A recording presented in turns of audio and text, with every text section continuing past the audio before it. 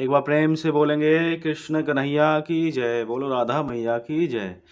देखिए, श्रीमद् भागवत महापुराण के प्रथम स्कंद के आज हम तीसरे अध्याय पे हैं और इस तीसरे अध्याय का पाठ करेंगे। इससे पहले के जो भी अध्याय किए हैं हमने, उन सब का लिंक आपको मिल जाएगा डिस्क्रिप्शन बॉक्स में। तो कथा करते हैं सीधे ग्रंथ के माध्यम से प्रारंभ। देखिए, सूत जी कहते हैं, सृष्टि के आदि में भगवान ने लोकों के निर्माण की इच्छा की। इच्छा होते ही उन्होंने महतत्व आदि से निष्पन्न पुरुष रूप ग्रहण किया। उसमें 10 इंद्रिय, एक मन और 5 भूत, ये 16 कलाएं थीं। उन्होंने कारण जल में शयन करते हुए जब योग निद्रा का विस्तार किया, तब उनके नाभि सरोवर में से एक कमल प्रकट हुआ और उस कमल से प्रजापतियों के अधिपति ब्रह्मा जी उत्पन्न हुए। भगवान के उस विराट रूप के अंग प्रत्यंग में ही समस्त लोकों की कल्पना की गई है। वह भगवान का विशुद्ध सत्वमय श्रेष्ठ रूप है। योगी लोग दिव्य दृष्टि से भगवान के उस रूप का दर्शन करते हैं। भगवान का वह रूप हजारों पैर, जांघें, भुजाएं और मुखों के कारण अत्यंत विलक्षण है। उसमें सहस्त्रों सिर, हजारों कान, हजारों आंखें और हजारों नासिकाएं हैं। हजारों मुकुट, वस्त्र और कुंडल आदि आभूषणों से वह उल्लसित रहता है। भगवान का यही पुरुष रूप, जिसे नारायण कहते हैं, अनेक अवतारों का अक्षय कोश है। इसी से सारे अवतार प्रकट होते हैं। इस रूप के छोटे से छोटे अंश से देवता, पशु, पक्षी और मनुष्य आदि योनियों की सृष्टि होती है। उन्हीं प्रभु ने पहले कौमार सर्ग में सनक, सनंदन, सनातन और सनत कुमार, इन 4 ब्राह्मणों के रूप में अवतार ग्रहण करके अत्यंत कठिन अखंड ब्रह्मचार्य का पालन किया। दूसरी बार वह इस संसार के कल्याण के लिए समस्त यज्ञों के स्वामी उन भगवान ने ही रसातल में गई हुई पृथ्वी को निकाल लाने के विचार से सूकर रूप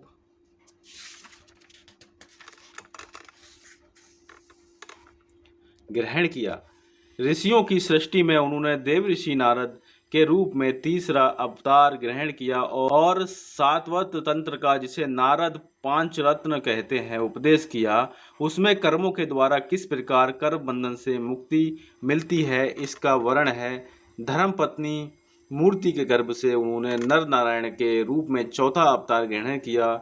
इस अवतार में उन्होंने ऋषि बनकर मन और इंद्रियों का सर्वदा संयम करके बड़ी कठिन तपस्या की। 5वें अवतार में वे सिद्धों के स्वामी कपिल के रूप में प्रकट हुए और तत्वों का निर्णय करने वाले सांख्य शास्त्र का, जो समय के फेर से लुप्त हो गया था, आसुरी नामक ब्राह्मण को उपदेश किया। अनुसुईया के वर मांगने पर 6ठे अवतार में वे अत्रि की संतान दात्रेय हुए। इस अवतार में उन्होंने अलर्क एवं प्रहलाद आदि को ब्रह्म ज्ञान का उपदेश किया। 7वीं बार रुचि प्रजापति की आकृति नामक पत्नी से यज्ञ के रूप में उन्होंने अवतार ग्रहण किया और अपने पुत्र याम आदि देवताओं के साथ स्वयंभुव मनवंतर की रक्षा की। राजा नाभि की पत्नी मेरु देवी के गर्भ से ऋषभ देव के रूप में भगवान ने 8वां अवतार ग्रहण किया। इस रूप में उन्होंने परमहंसों का वह मार्ग, जो सभी आश्रमियों के लिए वंदनीय है, दिखाया।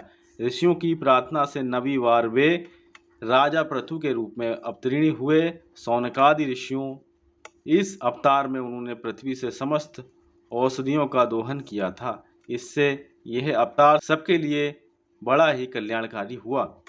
चासुष मनवंतर के अंत में जब सारी त्रिलोकी समुद्र में डूब गई थी, तब उन्होंने मत्स्य के रूप में 10वां अवतार ग्रहण किया और पृथ्वी रूपी नौका पर बैठकर अगले मनवंतर के अधिपति वैवस्वत मुनि की रक्षा की। जिस समय देवता और दैत्य समुद्र मंथन कर रहे थे, उस समय 11वां अवतार धारण करके कच्छ रूप से भगवान ने मंदरांचल को अपनी पीठ पर धारण किया।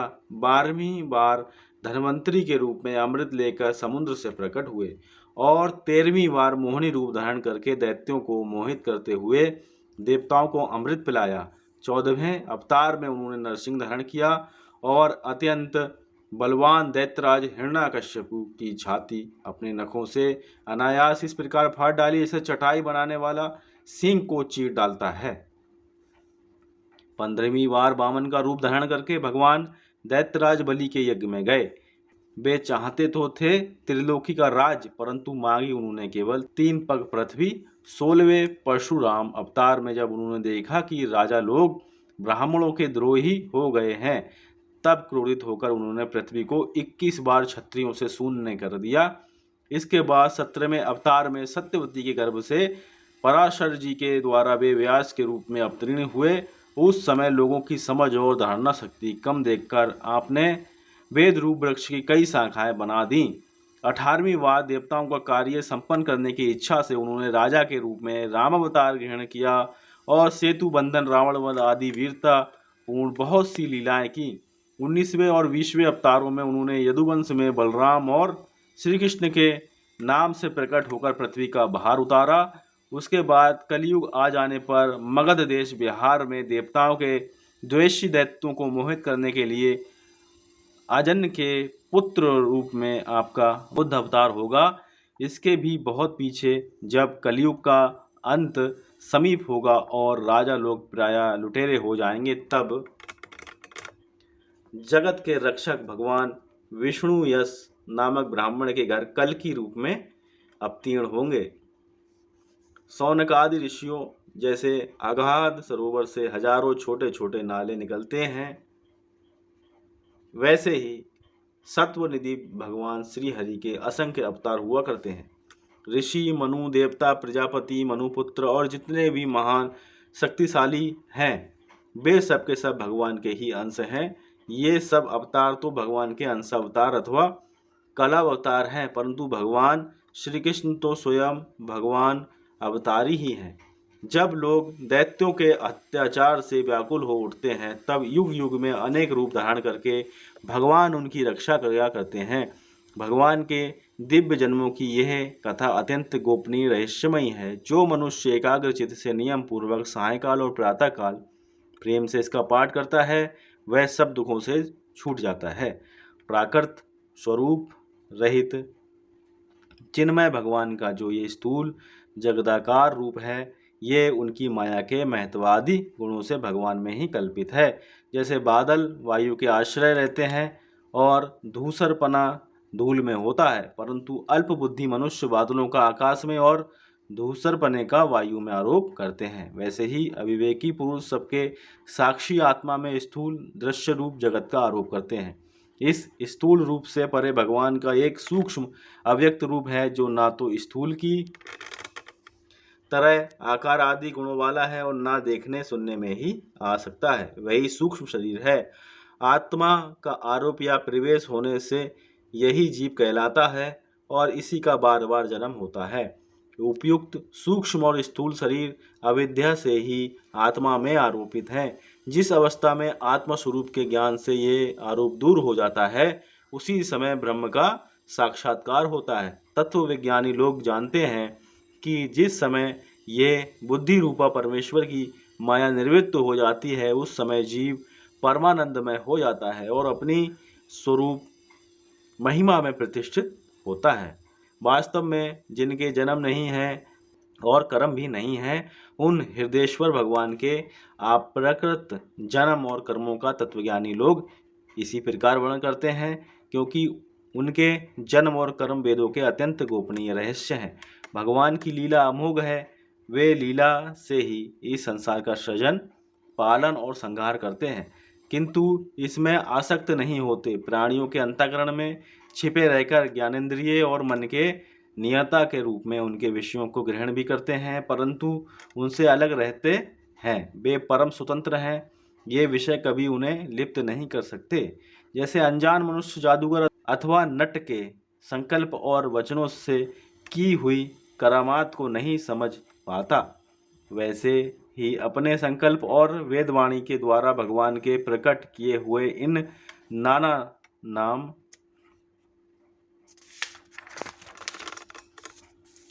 और रूपों तथा उनकी लीलाओं को कुबुद्धि जीव बहुत सी तर्क युक्तियों के द्वारा नहीं पहचान सकता। चक्रपाणी भगवान की शक्ति और पराक्रम अनंत है, उनकी कोई था नहीं पा सकता। वे सारे जगत के निर्माता होने पर भी उससे सर्वदा परे हैं। उनकी स्वरूप को अथवा उनकी लीला के रहस्य को वही जान सकता है जो नित्य निरंतर निष्कपट भाव से उनके चरण कमलों की दिव्य गंध का सेवन करता है, सेवा भाव से उनके चरणों का चिंतन करता रहता है।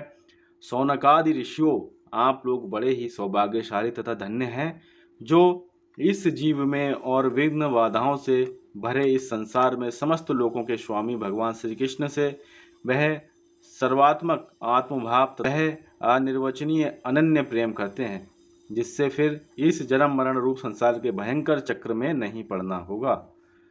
भगवान वेद व्यास ने यह वेदों के समान भगवत चरित्र से परिपूर्ण भागवत का पुराण बनाया है।